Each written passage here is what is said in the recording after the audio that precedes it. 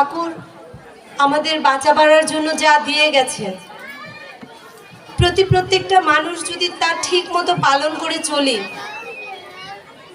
তাহলে বর্তমান সময়ের শিক্ষা আমাদেরকে যেভাবে অগ্রগতি দিয়েছে, কিন্তু মানবিক মূল্যায়নকে অবলুণ্ঠিত করছে। আমরা যত উচ্চ শিক্ষিত হচ্ছি, যত উচ্চ পর্যায়ে চলে যাচ্ছি, যত হাঁটার পথ থেকে বিমানের পথে, রকেটের পথে চলে যাচ্ছি, ততই আমাদের বাস্তবিক জীবনটা সংকুচিত হয়ে আসছে। সেই সংকুচন কেন? তার একমাত্র অভাব হচ্ছে ভালোবাসা। তাই ঠাকুর বলেছে, ঠাকুরকে যখন প্রশ্ন করা হয়েছিল, ঠাকুর আপনার এত বড় প্রতিষ্ঠান চলে কি দিয়ে? ঠাকুর এক কথায় উত্তর দিয়েছিলেন, আমার আয় হচ্ছে মানুষ, আমার ব্যয় হচ্ছে ভালোবাসা।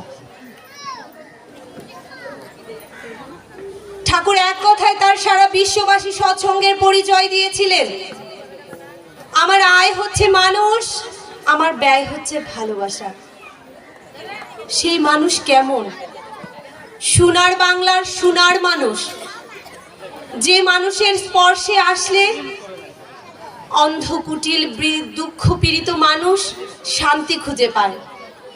সেই শান্তির শুভারম্ভের জন্য ঠাকুর আমাদের হাতে তুলে দিয়েছেন দীক্ষা। আজকে মঞ্চে উপবিষ্ট মায়েরা, ছোট্ট সোনামণিরা যে সুন্দর করে ঠাকুরের কথাগুলো বলে গেছেন, তার সর্বাগে যে বিষয়টা দাঁড়িয়ে আছে আদর্শ সমাজ গঠনে মায়েদের ভূমিকা।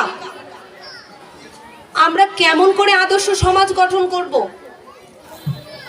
আমি যদি আদর্শ সমাজ গঠন করতে চাই, আমাকে আদর্শ পরিবার থেকে বের হয়ে আসতে হবে।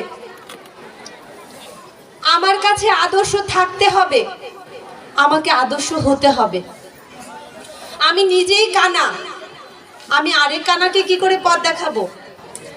আমি নিজেই ল্যাংড়া আতুর, আমি আরেক ল্যাংড়া আতুরকে কিভাবে চালিয়ে নিয়ে যাব?